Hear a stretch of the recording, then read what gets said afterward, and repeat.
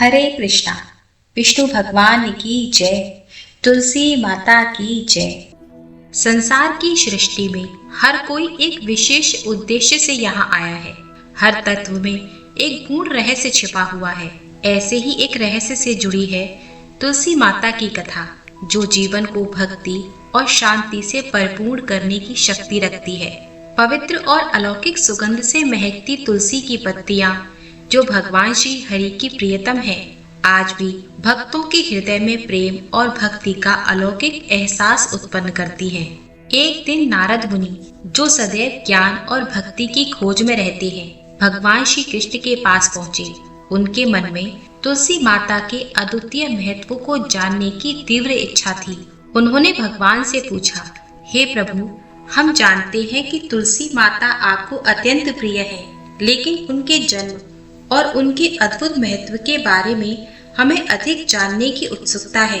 तब भगवान श्री कृष्ण अपने रूप में मुस्कुराते हुए नारद मुनि की जिज्ञासा को समझते हैं और उन्हें तुलसी माता की कथा सुनाने का निर्णय लेते हैं। उनका हृदय प्रेम और ज्ञान से अभिव्यक्त हो उठा और उनके मुख से निकली तुलसी माता की अद्भुत कथा, जो न केवल भक्ति के मार्ग को स्पष्ट करती है, बल्कि संसार में शांति, पवित्रता के संदेश को फैलाने का भी कार्य करती है।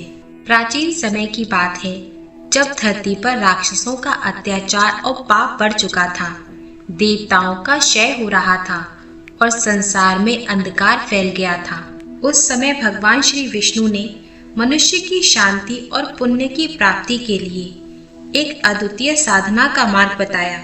वो साधना थी तुलसी की पूजा। तुलसी का जन्म एक अद्भुत घटना से हुआ था। एक बार जब भगवान श्री विष्णु अपने भाग्यशाली निवास स्थल क्षीर सागर में योग निद्रा में लीन थे, एक अत्यंत पुण्यशाली ब्राह्मणी, जिसका नाम विष्णुपदी था, अपने पति के साथ एक छोटे से वन में निवास किया करती थी। वह भगवान श्री विष्णु की भक्ति में पूर्ण रूप से लीन थी और रोज अपनी पूजा में श्रद्धा से तुलसी के पत्तों का इस्तेमाल किया करती थी। विष्णुपदी के हृदय में सच्ची भक्ति और समर्पण था। पर एक दिन जब वह पूजा करने गई, तो उसने देखा कि एक राक्षस ने उसके तुलसी के पौधे को नष्ट कर दिया था। वह अत्यधिक दुखी हुई और भगवान श्री विष्णु से प्रार्थना करने लगी, हे प्रभु, मैं हर दिन आपकी भक्ति करती हूँ, लेकिन इस राक्षस के कारण मेरे पूजन का उद्देश्य विफल हो गया। प्रभु, कृपया मुझे इस कष्ट से उबारें। भगवान श्री विष्णु ने अपनी निद्रा से उठकर उसकी प्रार्थना सुनी और उसे वरदान दिया कि हे भक्तिन, तुम्हारी भक्ति को कभी कोई नष्ट नहीं कर सकता। तुम्हारी पूजा के कारण तुम पवित्र हो और तुम्हारी इच्छाओं को मैं पूरा करूंगा। तुम्हें शीघ्र ही एक ऐसी कन्या प्राप्त होगी जो मेरे प्रति तुम्हारी भक्ति का प्रतीक होगी। वह कन्या तुलसी के रूप में उत्पन्न होगी और इस पृथ्वी पर सबसे पूज्य होगी। भगवान की कृपा से कुछ समय के बाद विष्णुपदी ने एक दिव्य कन्या को जन्म दिया। वह कन्या इतनी सुंदर और तेजस्वी थी कि उसकी आभा से चारों ओर प्रकाश फैल गया। भगवान श्री विष्णु ने उसे अपनी कृपा से तुलसी नाम दिया, क्योंकि वह तुलसी के पौधे की तरह शुद्ध, पवित्र और समर्पित थी। तुलसी के रूप में भगवान की भक्ति विहीन शक्ति धरती पर अवतरित हुई थी। जैसे तुलसी का पौधा भगवान श्री विष्णु को प्रिय था, वैसे ही तुलसी माता की पूजा हर स्थान पर भक्तों के लिए शुभ और फलदायी माने जाने लगी। भगवान ने यह घोषणा की कि जो भी व्यक्ति तुलसी माता की पूजा करेगा, वह दोष मुक्त और पुण्यशाली होगा। यहाँ से ही माता तुलसी की महिमा और महत्व को जाना गया। आज भी तुलसी माता का पूजन हर घर में भगवान श्री विष्णु के साथ साथ उनके आशीर्वाद को प्राप्त करने का सबसे प्रभावशाली तरीका माना जाता है। उनकी पूजा से जीवन में सुख, शांति, समृद्धि और दिव्य आशीर्वाद का वास होता है। एक बार किसी छोटे से गांव में एक बूढ़ी महिला, जिसका नाम था कल्याणी, जो पूरी निष्ठा और श्रद्धा से भगवान श्री विष्णु की पूजा किया करती थी। वह अत्यंत साधारण और विनम्र थी, पर उसकी भक्ति में अपार शक्ति थी। वह हर सुबह सूर्योदय से पहले उठकर अपने छोटे से आंगन में तुलसी के पौधे की पूजा करती। तुलसी माता के प्रति उसकी गहरी श्रद्धा थी, क्योंकि वह यह मानती थी कि तुलसी माता की कृपा से ही उसके जीवन की कठिनाइयों का समाधान होता है। कल्याणी का जीवन बहुत साधारण था, लेकिन एक बात थी जो उसे विशेष बनाती थी कि उसने अपने पूरे जीवन में एकादशी का व्रत बड़ी निष्ठा से रखा था। हर एकादशी को वह उपवास रखती, पूरी तरह से समर्पित होकर भगवान विष्णु का ध्यान करती। वह यह जानती थी कि एकादशी का व्रत भगवान विष्णु को प्रसन्न करने का सबसे प्रभावशाली तरीका है और उसकी भक्ति में तुलसी माता की भी विशेष भूमिका थी। लेकिन एक दिन जब एकादशी का व्रत आया, कल्याणी का मन किसी कारणवश विचलित हो गया।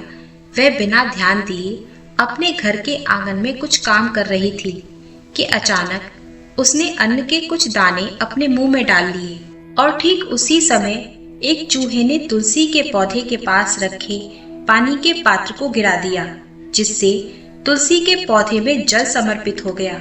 यह देखकर कल्याणी घबरा गई और जल्दी से पानी के पात्र को तुलसी के पौधे से दूर किया। लेकिन इस समय क्योंकि एकादशी का दिन खत्म हो गया था और उसने गलती से व्रत तोड़ा था, अब कल्याणी को घबराहट होने लगी। वह सोचने लगी कि अब मेरी पूजा और व्रत का कोई मूल्य नहीं रहा, क्या मुझे पाप लगेगा? और वह भगवान श्री विष्णु और तुलसी माता से क्षमा की प्रार्थना करने लगी। एक अजीब सा भय उसके मन में समा गया, क्योंकि उसने जान लिया था कि यदि एकादशी का व्रत टूट जाता है तो उसके समस्त पुण्यों का नुकसान हो सकता है। लेकिन तभी एक अद्भुत घटना घटी। एक तेज रोशनी से उसका आंगन चमक उठा और सामने प्रकट हुए स्वयं भगवान श्री विष्णु और उनके साथ थी स्वयं तुलसी माता भी।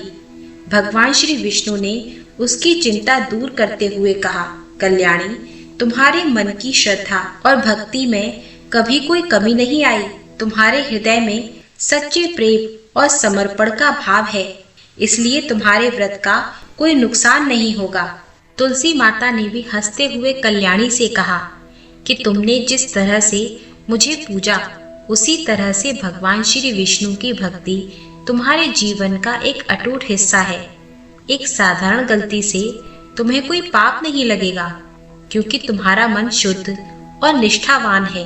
तब भगवान ने उसके सामने एक विशेष अवसर रखा। उन्होंने कहा, तुम्हें इस घटना से एक शिक्षा प्राप्त होनी चाहिए। तुम्हारी भक्ति में कोई कमी ना हो, लेकिन कभी कभी परिस्थितियां हमारे नियंत्रण से बाहर हो जाती हैं। मैं चाहता हूँ कि अब तुम और अधिक समर्पण के साथ मुझे नमन करो, ताकि तुम्हारा जीवन सच्चे भक्तों जैसा हो जाए। उस दिन के बाद से कल्याणी की भक्ति में एक नया जोश और उत्साह था। उसने तुलसी के पौधे के पास एक छोटा सा मंदिर भी बना दिया, जहाँ वह हर दिन सुबह और शाम पूजा किया करती, दीप जलाया करती। एक दिन उसने देखा कि जब तुलसी के पौधे के पास में जल अर्पित कर रही थी, वह पौधा अपने आप और अधिक हरा भरा हो जाता। ऐसा लगता था मानो तुलसी माता स्वयं उसकी पूजा को स्वीकार कर रही हैं। इसके कुछ दिनों के बाद कल्याणी के घर के पास एक विचित्र घटना घटी। रात के समय एक तेज तूफान आया, जिससे गांव के कई घरों की छतें उड़ गईं। लेकिन कल्याणी के घर की छत जैसे किसी अदृश्य शक्ति ने संभाल रखी थी। तूफान के बावजूद उसकी छत पर एक भी कड़ी नहीं टूटी। यह देखकर गांव वाले आश्चर्यचकित हो गए और उन्होंने कल्याणी से पूछा, क्या तुमने कोई विशेष पूजा की है जो तुम्हारे घर का कोई नुकसान नहीं हुआ? तब कल्याणी ने मुस्कुराते हुए कहा, मैंने तो केवल अपने जीवन में भगवान श्री विष्णु और तुलसी माता की पूजा की है। उनके आशीर्वाद से ही आज सब कुछ सुरक्षित है। अब तो गांव वाले पूरी श्रद्धा से कल्याणी के घर आने लगे और वह उन्हें तुलसी माता की पूजा और एकादशी व्रत के महत्व के बारे में बताने लगी। धीरे धीरे कल्याणी का घर एक धार्मिक केंद्र जैसा बन गया और लोग वहां जाकर सुख, शांति और समृद्धि की कामना करने लगे। फिर कल्याणी के कहने से सभी गांव के लोग एकादशी का व्रत और तुलसी माता की पूजा करने लगे। इस प्रकार भगवान श्री विष्णु और तुलसी माता की कृपा से कल्याणी का जीवन बदल गया। उसे किसी प्रकार का पाप नहीं लगा और उसका व्रत भी उसी पवित्रता के साथ मान्यता को प्राप्त हुआ। तुलसी माता ने ये सिद्ध कर दिया कि सच्ची श्रद्धा और भक्ति में कोई दोष नहीं होता और जो सच्ची भक्ति से सच्चे मन से पूजा करता है उसे भगवान कभी ना कभी अपनी कृपा से आशीर्वाद जरूर देते हैं। ये कथा हमें सिखाती है कि भक्ति और समर्पण से बड़ी कोई शक्ति नहीं होती।